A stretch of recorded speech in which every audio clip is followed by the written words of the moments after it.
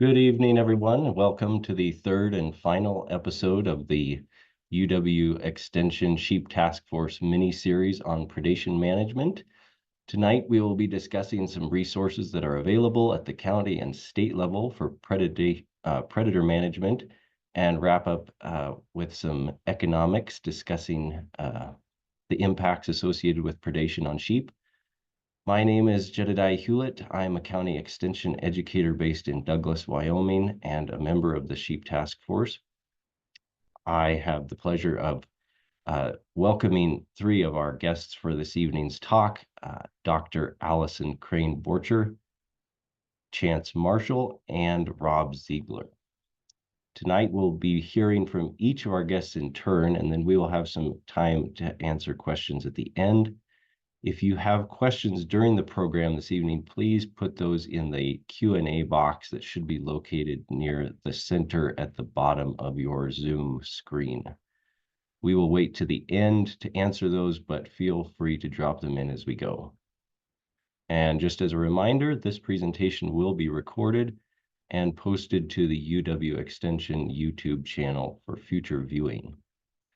So to start us off tonight, we are joined by Chance Marshall. He is also a UW Extension educator based out of Lander, Wyoming. He also serves on the Fremont County Predator Board, and his family has experience with a cow-calf operation there in Fremont County. He has 11 years under his belt working with UW Extension and specializes in livestock nutrition and production. So, Chance, would you like to get us started this evening?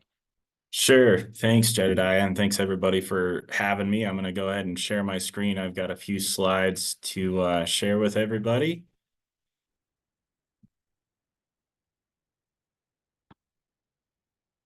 Can you see that okay, Jedediah? Yeah. Okay. Yeah, so as Jedediah mentioned, my name is Chance Marshall. I've worked for Extension for a long time, so I work closely with ag producers. I love my job, and one of the things that I do in Fremont County, where I'm based out of, I've served on the Predator Board for many years now, and I think it's a great way just to try to help producers be more profitable and sustainable. Predator management, especially in Fremont County, is a big issue for livestock producers. And I think the point of having this discussion today, at least my part, is to tell you about the county resources that might be available or that are available that you might not be aware of. Just some local resources, what the Predator Board does. Each county has a board, and I'll go through how it all works and what the board's made of, and hopefully there's some discussion, something that comes out of it. All of the pictures that I have in here, well, not all of them, about 90% of the pictures that I have on this presentation are taken by a county Predator Board member, Alan Center. He took a bunch of these pictures, so I got to give him credit because some of these are really cool pictures. But I'll go ahead and proceed through the presentation. I just have a few slides, hopefully. Oh, there we go. So just the goal of a county predator board, or at least ours, is to manage all predators that adversely affect our wildlife, livestock, and human health and safety. That's just the primary goal. So a lot of time our focus is around producers, especially during times of the year that are, sensitive calving, lambing times. We're trying to provide support and help with some losses there. But also we do some work with wildlife and things that people don't think of, birds, ravens and crows and things like that. That can be a human health and safety issue. Our trappers work closely with those issues as well. Just talking about the Predator Board, each county has a board and trappers. We have in Fremont County a board that's made up of 3 sheep representatives, 3 cattle representatives, and 3 sportsman representatives. These positions are a little different. Both the sheep and the cattle representatives have to own livestock, have to own sheep or cattle, and these are elected positions. So they're made by the board. And then the sportsman positions, these are appointed by our county commissioners. And these sportsman representatives are not livestock owners, but all of these positions have 3-year terms, and our board has officers, a president, a vice president, treasurer, and secretary. And the board's primary goal is to provide support to our trappers. So we have 2 trappers that cover operations in Fremont County. I think it's similar in other counties. The board also oversees an annual budget that they receive through state funding through the Animal Damage, AD&B, Animal Damage Management Board. And we have monthly meetings where we manage that budget and provide support, hear kind of updates from the trappers, what kind of predation's been happening, focus areas that they've been spending their time and efforts on. How this is funded, whenever you sell cattle or sheep, there's a per head $1 per head head tax that goes towards predator management. So these are all confirmed kills in Fremont County, these pictures. So your money, whenever you sell, that head tax goes to paying for the services of the trappers that could be doing groundwork, whether it's trapping, hunting coyotes on the ground or in the air. I'll go through and tell you a little about the sources that we have for aerial control, but some of the methods, we've got a helicopter that we can use. It's pretty effective, but it's expensive. The Wyoming Wool Growers has a Super Cub, so we've got some fixed wing work that we can do. Usually we've got one trapper that's focused on aerial work and one trapper that's focused on groundwork, running traps and hunting. And then in Fremont County, we're real unique that we have such a wide range of predators. We've got of course our coyotes. Coyotes are a primary focus, but we've got we're dealing with wolves and grizzly bears and mountain lions, and we've got the whole gambit that we're working with. And especially with the wolf work, we utilize telemetry collars to keep track of where those wolves are, and try to minimize the impact from predation from those wolves. For some, there's, when we're talking wolves, grizzly bears, not so much wolves right now, but, we're in Fremont County, we're real close to the national park, and we collaborate for like grizzly bears, eagles, ravens, things like that with U.S. Wildlife Services for control when there's predation that happens with these animals. So that's just another effort there. Each county is a little different. Fremont County is one of the counties that still has a bounty program in place. So if you or somebody in the community takes a coyote, it's $25 for a set of ears. We just have to have someone from our board confirm those. They must be killed in Fremont County. It must be a fresh kill, and it has to be verified. But the bounty programs worked well for us. It's another way to encourage coyote control, and it's been effective. I know some counties have different rules on their bounties. Some counties don't have a bounty at all, so you have to check with your prospective county to see what the situation is there. And I'll just talk a little bit about just some of our take summary. Every year at the end of the year, to apply for funding, we have to put forward just our take summary, how much we worked with the public, what was taken. So these are 2024 numbers. The numbers taken for each of these. We took 1,092 coyotes over the year, lots of crows. Actually, the wolf take in 2024 was down. We've had a lot more wolf interactions, more predation on the land or face this year. So the trapper's been working hard to keep track of the wolves. This year, that just kind of ebbs and flows. And also more hunting just from the public, more take of wolves from the public recently. So I would anticipate numbers on wolves are going to go up in 2025. Just verified losses. These are reported losses for cattle and sheep versus verified losses. We can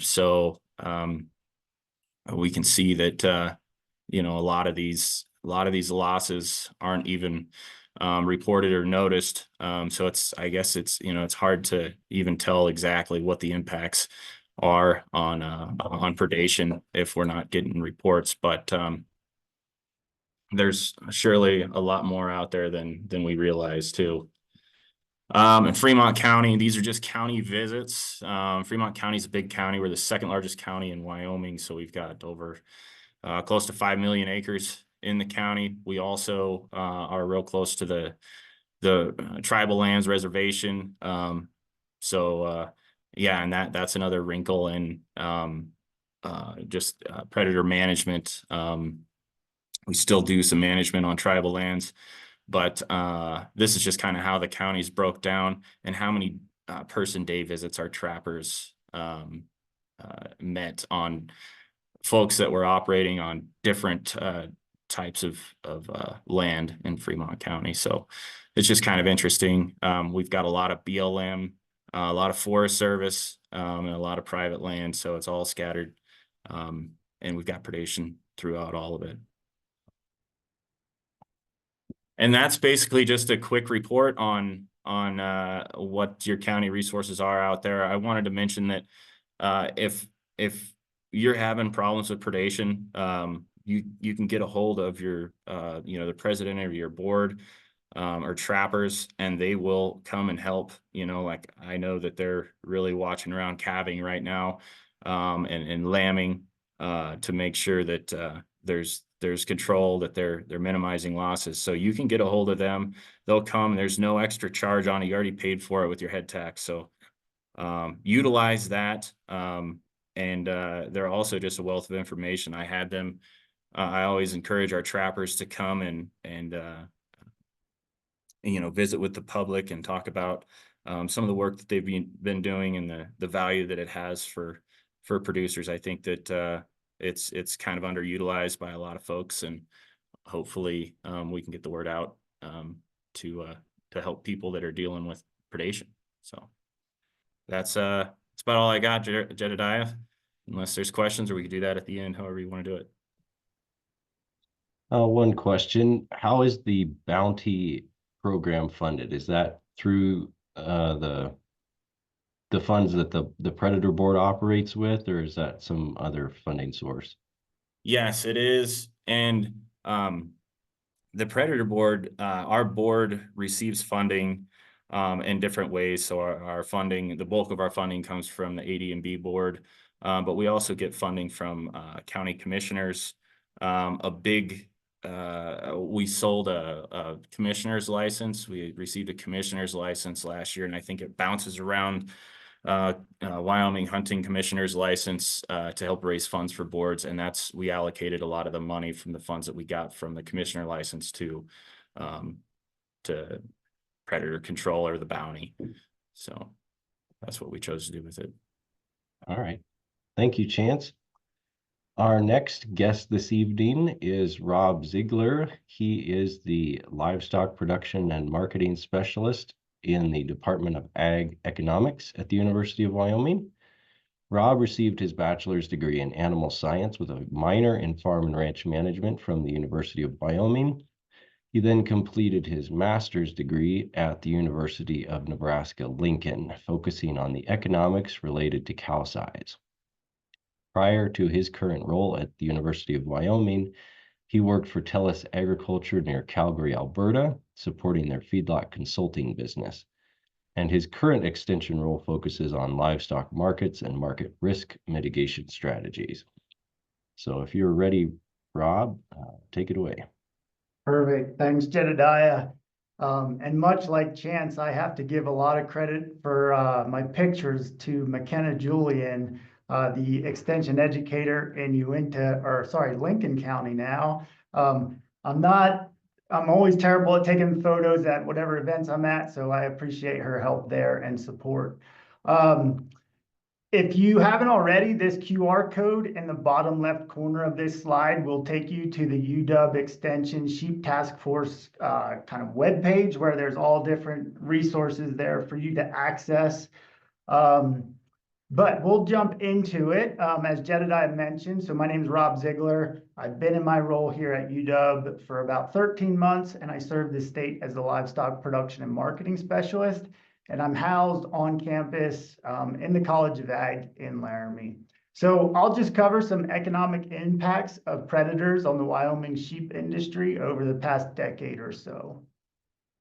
So just a few points on what I'll be covering. We're going to talk about direct versus indirect impacts. So a lot of times in economics, sometimes the things that are on the surface are easy for us to recognize, but if you dig deeper, there's also indirect impacts associated with, in this case, predator management. We're going to talk about losses attributed to predators, Wyoming over time, and so I'll go through a lot of the USDA's data, looking at numbers and also the economic value that they attribute to that. Death loss with and without wildlife services management. So I'll talk a little bit about a paper some of my colleagues put together that looked at in areas with and without wildlife services management on predators. We're going to talk about benefit cost analysis for predator management in Wyoming. Again, some colleagues put together what that looks like when we think about some of the direct and indirect costs with predators. And then finally, on our first webinar of this series, we heard from the crew at the Laramie Research and Extension Center, where they have 4 donkeys out there. They collected some data on that, and so we'll just use some of those numbers in a little partial budget to give people an idea of what they can expect as far as economic costs and benefits. So let's start with some direct losses. So obviously the 2 very easy ones to recognize being death loss and also future revenue. So if we have a young female, maybe taken early in the stages of her life, the offspring that she could have potentially produced for the ranch or the farm, we can quantify those relatively easily. Some of the more challenging things to quantify would be indirect costs. So as Callie mentioned, I believe on our first webinar, she shared an experience where, one morning she went out, the flock was spread out all over the pasture, broken up into some different groups, and indicated maybe there were some predators on the prowl that evening. And so running those critters around, taking some weight off of them, that would be an indirect cost associated with predators. And this paper here that I cited by Rambler and others, their argument was some of those indirect costs, granted this study was done in cattle, but those indirect costs can sometimes outweigh the direct cost of predators. So reproductive failure, so if we get those females stressed and they fail to rebreed, whatever the case may be, obviously that's going to have an indirect cost. Increased labor, so if we've got, part of our management strategy is increasing our labor force maybe to help with the predator management, obviously that's going to be an indirect cost. Extended grazing distributions. So on last week's webinar, Kat Urbicite shared some anecdotal evidence of this, and this paper that I've cited here by Weber and others in 2015, they pointed out that grazing distributions could increase up to 25%. And so if you increase your pasture utilization by 25%, that can have huge economic implications. So if we've got livestock guard animals out there with our flocks and they graze farther, that obviously could bring more money back to the ranch. The other thing that's somewhat hard to quantify, home raised versus or home raised adapted genetics to your operation. the monetary value associated with that varies from operation to operation. And so I guess an example there would be, the genetics maybe in my flock, I value much more than the genetics that Jedediah has in his flock. And so to put an economic value on that becomes challenging. And finally, peace of mind. I think I could speak on behalf of livestock producers. We genuinely care about the livestock we're raising. And so just having a guard animal out there might help us sleep better at night. And my colleagues often, joke that economics is just as much a social science as it is economics. So it's hard to tie a dollar value attributed to peace of mind, right? So direct and indirect costs, as we work through some of this, I'm going to start sharing some direct costs associated with predator management, but keep in mind, indirect costs also can add up pretty substantially. So this is some USDA data looking at sheep and lamb losses over time, going back to 2014 on the left and then up to 2023. The gold bars would represent lambs, and then the dark brown would represent sheep losses. And so as we can see over this past decade or so, lambs definitely on the rise, and surprisingly ewes, I don't have a clear explanation for this, but over the last 3 years seems to have tapered off to some extent. So this slide, if we put those sheep and lamb numbers together and we just put a straight line across there, you can see over time, year over year, we're adding about 1,100 head of loss attributed to predators in Wyoming. So pretty substantial as we look. If this graph went back farther, there was actually points of time where the slope of that line was decreasing. So that was interesting. I honestly, I think if we think about kind of some of the predators causing the trouble out here for us,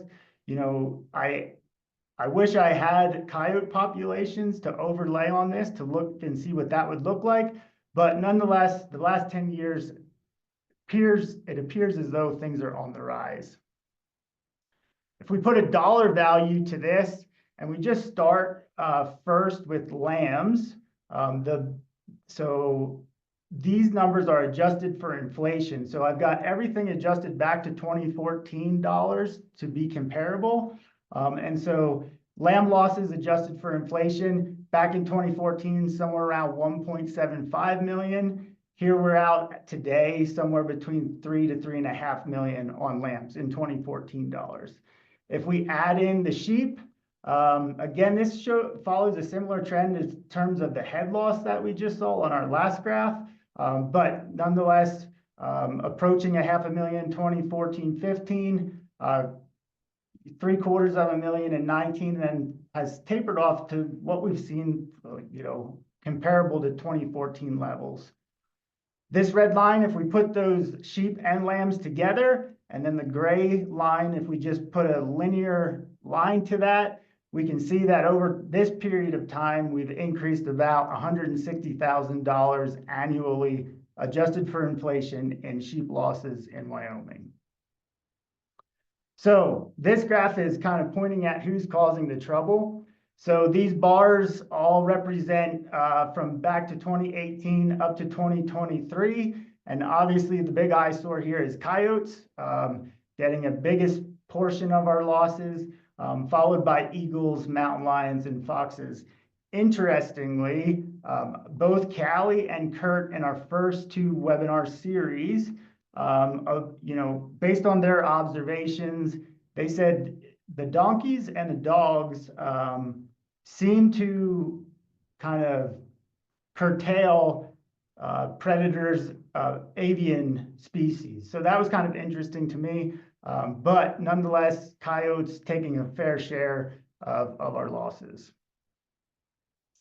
So this paper by Bodacek and others in 2020 looked at areas where wildlife services were utilized and areas where it was not. So if this left column, kind of looking at calves, sheep, and lambs. So with predator management, you can see calves about 0.8% of the losses was attributed to predators, and then lambs taking the biggest portion there at 6%. But then without predator management, those numbers go up pretty substantially, so ranging from 3% up to 17.5%. So oftentimes, we think about the direct losses on the ranch, obviously being sheep and lambs in this case, but it goes beyond just our livestock. And so I wanted to include some work here by Tex Taylor in the Ag Econ department here, and a bunch of others kind of put together this analysis of predator management in Wyoming.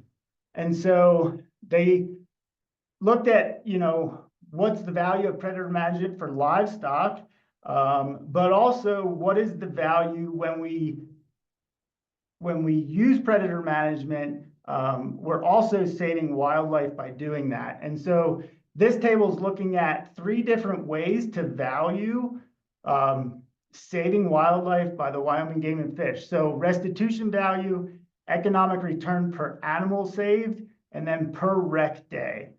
And so livestock straight across the board, when we use that predator management, we're thinking about $15.5 million.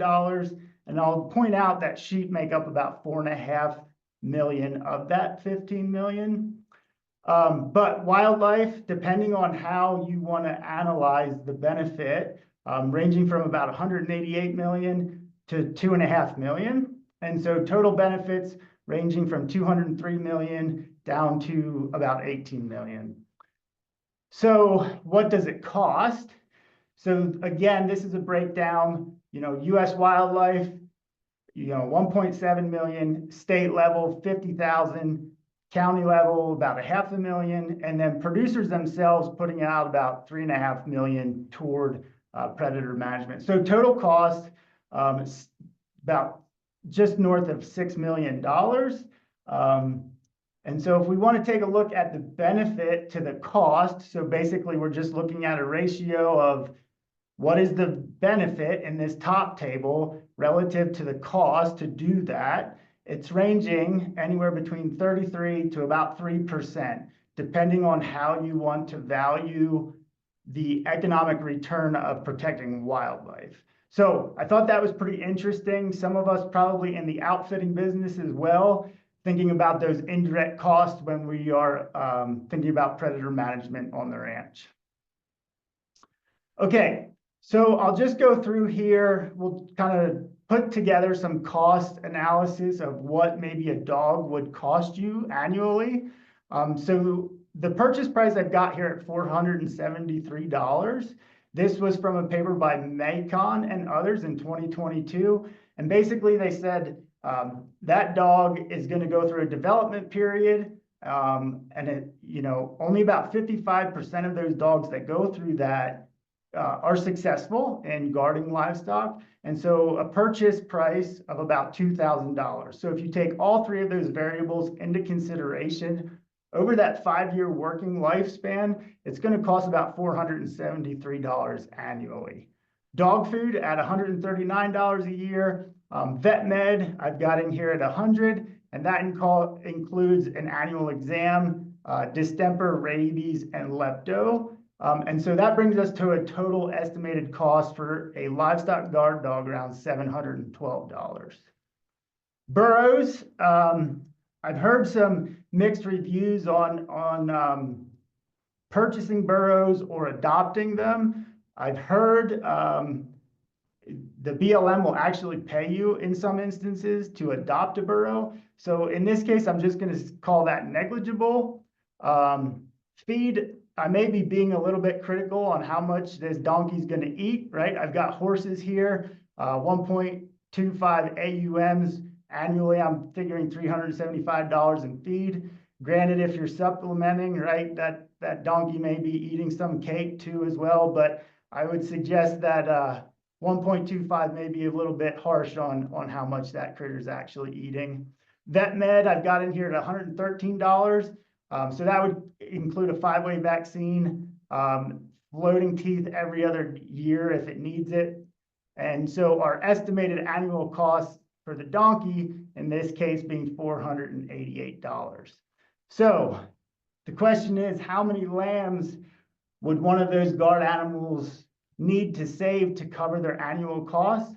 Well, for dogs in 2024, average market value at 255 a hundredweight for a 75-pound lamb, you need about 3 3/4 of them to cover the annual cost of a dog, and about 2.5 lambs to cover the cost of the donkey. So this is data collected out at the Laramie Research and Extension Center that Callie shared with us all the first night of our webinar series. I will say it's not a controlled research experiment, so this is just anecdotal evidence that we've collected. There's a lot of variables that go into this. If we wanted to do a research trial, that would make it incredibly difficult. So this is just anecdotal evidence collected here at LREC. So the first 2 years, LREC did not have donkeys, and we had losses about 62 head. But then when we added the donkeys in, right, that death loss went down to 27. Again, we can't tell if this is statistically significant or not and completely attributed to the donkeys, but this is just what we observed.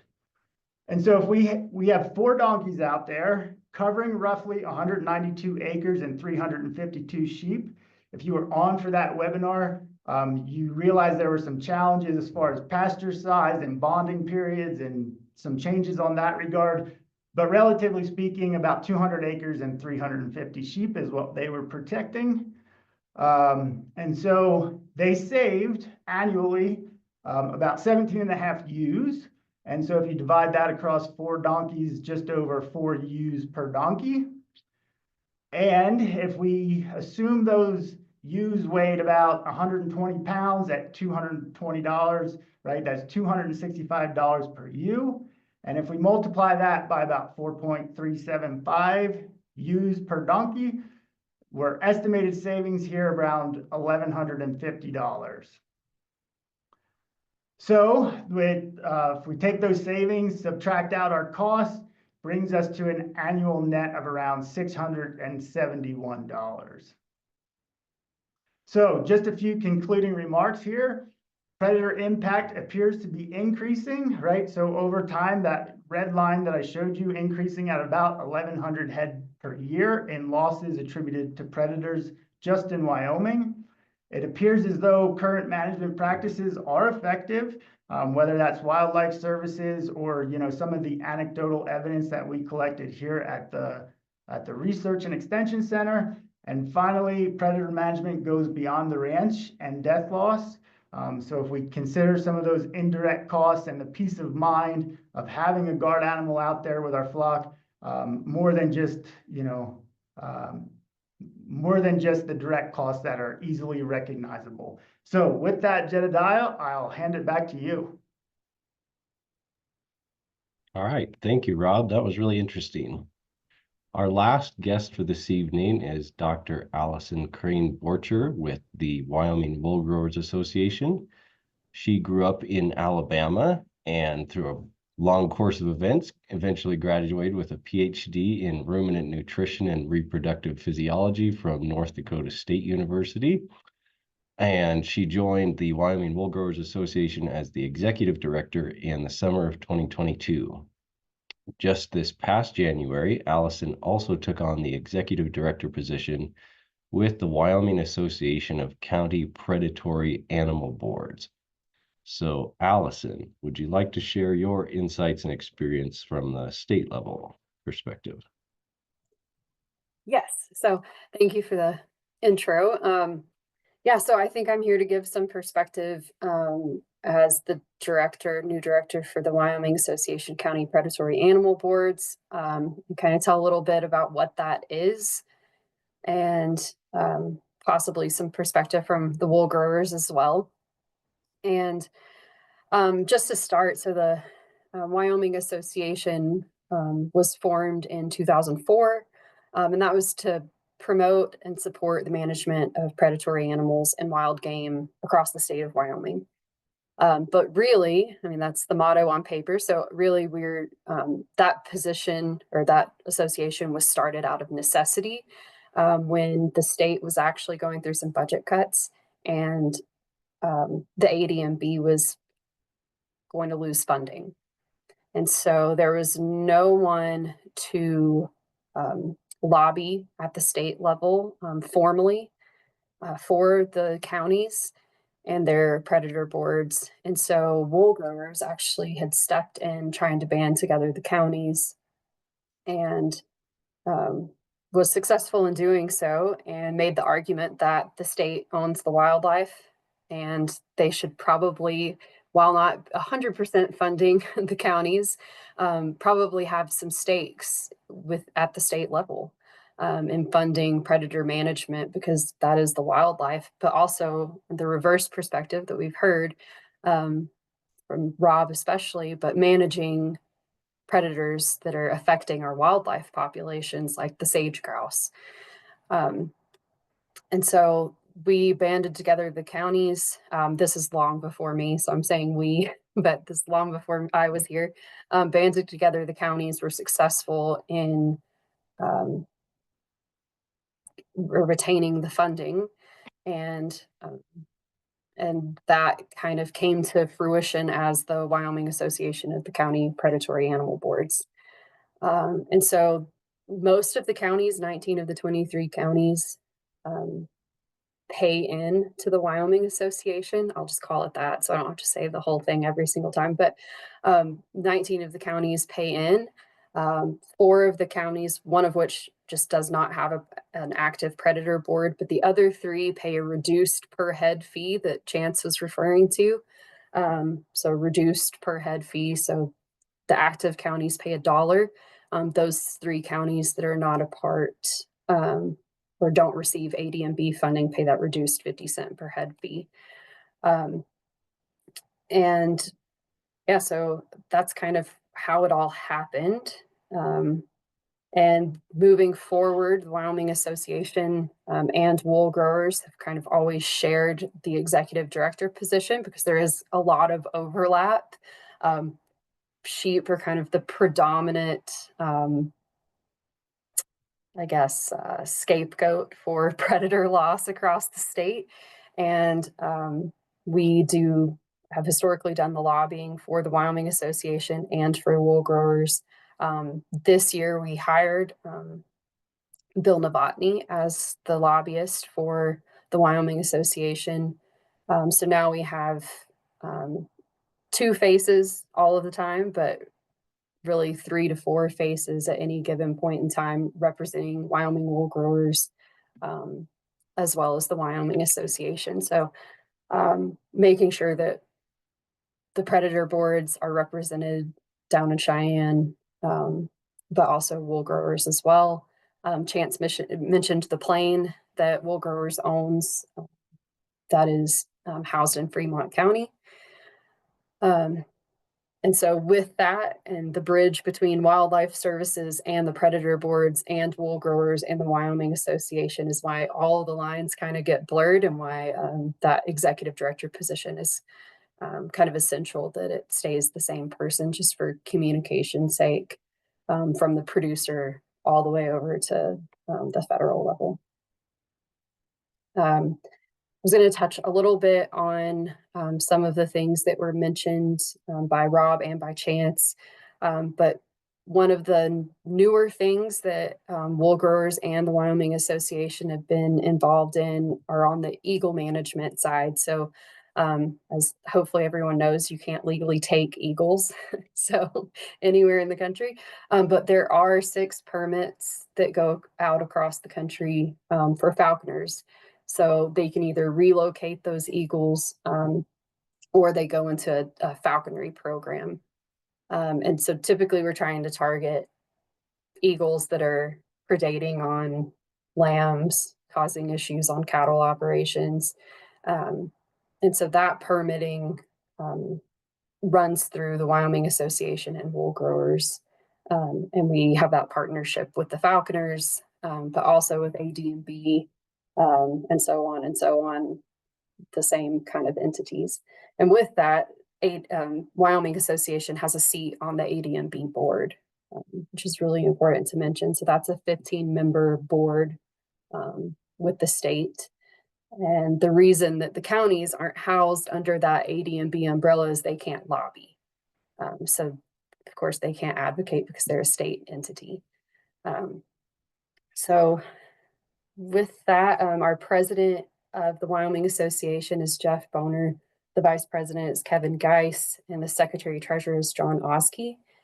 And so I would say if anyone has any questions about the Wyoming Association or your county or AD&B for that matter, and you're not comfortable contacting AD&B, I would reach out to one of those three or myself with any questions, concerns, and if you need contact information, feel free to ask for that as well.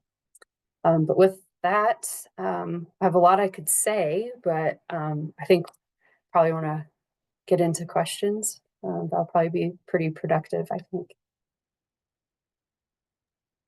Okay. Thank you, Dr. Crane. Yeah, thank you. We have one question here about beavers and what species they impact and why they are trapped and reported as maybe a predatory species by the predator board. Yeah, no, I don't know the specific story on these beavers, but I know that our trappers work closely also with Wyoming Game and Fish and to determine animals that are, causing damage. I think translocation is tried, but whenever it's deemed that beavers have to be removed, I think that's where it came from. But I don't know. I know there was a situation where they one time had to remove some snakes too. So I think the primary focus for trappers is certainly predators and management, but they also deal with other animals that cause damage as well. Yeah, I was going to comment on that too. So they're not technically classified as a predatory animal, but it does fall under the board's duties, if you will, if asked, especially by Game and Fish, to manage some of those issues that come along. And, I'm up in Park County. We do a lot of, they're classified as a predaceous bird, but starling work and sparrow work and things like that. And it's kind of funny to think of a sparrow as a predaceous bird, but statutes are interesting in how they get written. And so you do have some of that management for some interesting species that it's not necessarily they're predating on livestock, but they're causing other problems. Okay, thank you. Here's another question. Could you, Chance and Alison specifically, speak to the unique situation in Wyoming with trophy versus predator zones and help clarify that system, maybe how the tags are allocated and the quotas just. So we're talking about wolves. Yeah, so when they reintroduced wolves, there was an area that they wanted to protect and so they deem those as a trophy area, and it's managed on a quota system similar to black bears or mountain lions as far as public hunting goes. And they get outside of that zone, which is the majority of the state, that's the predator area where they can be shot legally. So most of the country and down where I'm at around Lander is within the predator zone, and throughout most of the state. What we're finding with these wolves, especially with the tracking them with the collars, is how much movement they can do. That's why a lot of times we're not dealing with wolves in the Lander area, and then all of a sudden we'll have a pack that moves in. And we had a collared wolf that was causing some problems, or the pack was causing some problems, and they were able to take some of those wolves out of the pack, but then the collared wolf left and they couldn't find him, and he ended up leaving the Wind River Range and was taken 10 days ago down around Wheatland. So they can sure cover some country, but that predator trophy zone difference definitely helps with wolf management, at least in the predator part of the state. Yeah, and if people want specific information on the boundaries, I can share the statute with everybody that I can just email it to Micah so he can share it with the attendees. Okay, great. Have you seen or heard of any evidence where, I know the high path avian influenza is a big deal in the news right now. Is there any evidence that there might be a link, the predatory link between wild populations like wildlife, the elk and deer populations, or even the chronic wasting disease being transferred to bovine or the sheep populations?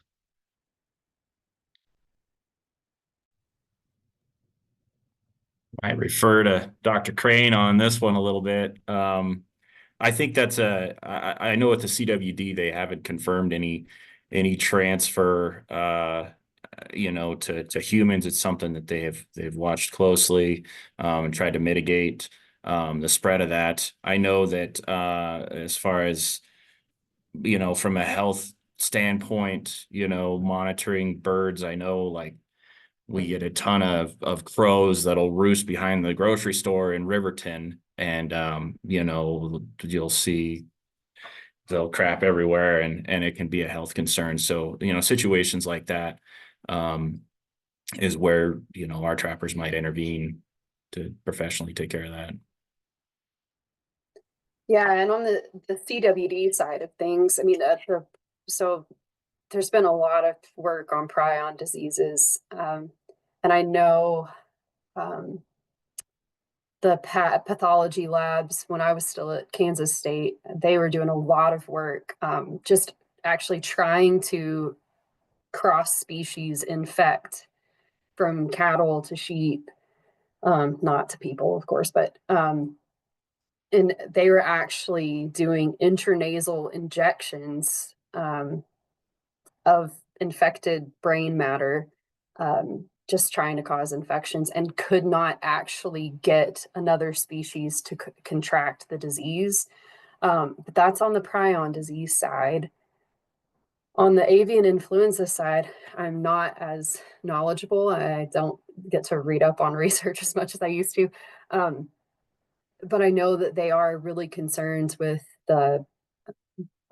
I know up here it's the geese, that they think are predominantly causing a lot of the disease transfer to backyard flocks of chickens, and that's why Starlink sparrow control around farms and ranches is very, very important, because when you have those out of control bird populations, that's when that kind of stuff happens, those infections. So Okay, we have a question for Rob. The period that you identified where the loss rate was decreasing, did you come across any evidence that would suggest why that was the case? Good question. So, I think I alluded to, the data that I shared picked up in about 2014, and prior to that, I believe losses were actually decreasing. I think that's probably the point in time this question is coming from. I did not come across reasons why that may be. I did reach out to Wyoming Game and Fish to see if they kept like population density records on coyotes in the state over time, which I think would have been really cool to overlay on some of those numbers. Unfortunately, that data was not available to me. So I don't have a very good explanation during that time period. It may have something to do with predator populations, would be my guess. I don't know what those numbers were, though. Okay.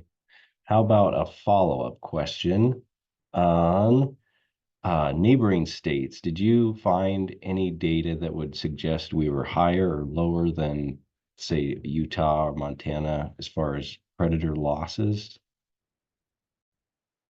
That data is available. I just don't know the numbers off the top of my head.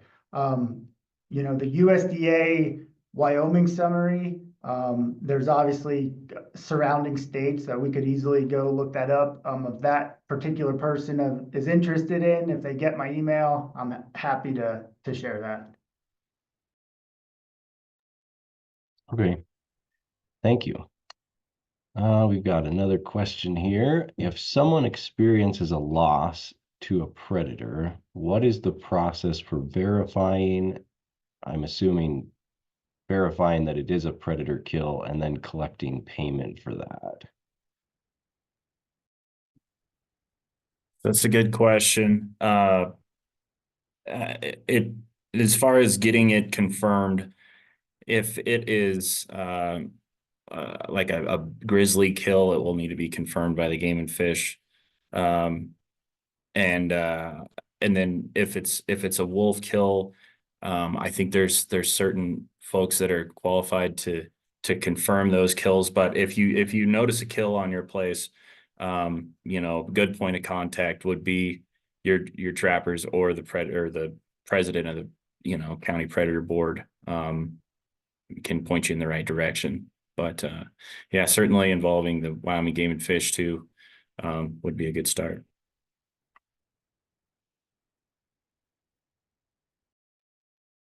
So maybe just so people know, are the members of the predator board, are they like regular citizens that have other jobs, or is that their full-time job, or how does that work usually? No, they're just folks from the community that are willing to serve on the board. Like I said, some of them are cattle producers, some of them are sheep producers, and some of them are sportsmen. But no, there's it's a lot of times it's hard to find people that want to serve on boards these days. Luckily in Fremont County, we've got a pretty good culture of serving on boards. A lot of times those members serve for a long time too.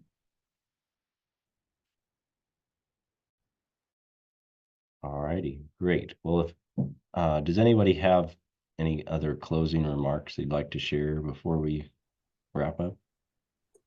I would just like to say, because we keep referencing the USDA NASS survey for sheep death loss.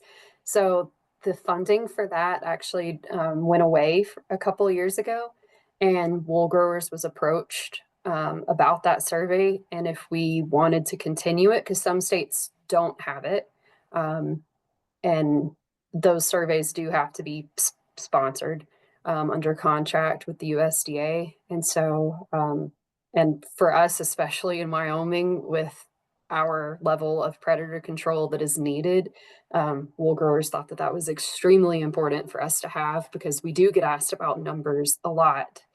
And so we actually house that contract with USDA. And I always take every chance I get when it comes up to tell all sheep and cattle producers, on the cattle side, fill out your survey. On the sheep side, fill out your surveys when you get those. They're extremely important, especially this death loss one, because like Rob keeps saying, we don't have great numbers on a lot of the wildlife populations. We can't lose both sets of data. And so please continue to fill out surveys. I have to fill them out for our place. I make my husband take me to dinner for filling out the surveys. So make a deal with someone, have them take you to dinner for filling out the surveys. They're really, really important. I would echo Alison's comments in terms of filling out that survey data. Critically important. Unfortunately, the USDA does continue to cut back on some of the reports we get, but those surveys do help us, especially with work like this. And finally, Micah dropped my email contact in the chat. So if anybody wants to email me directly with follow-up questions, I'd be happy to answer those. And thanks for being on tonight.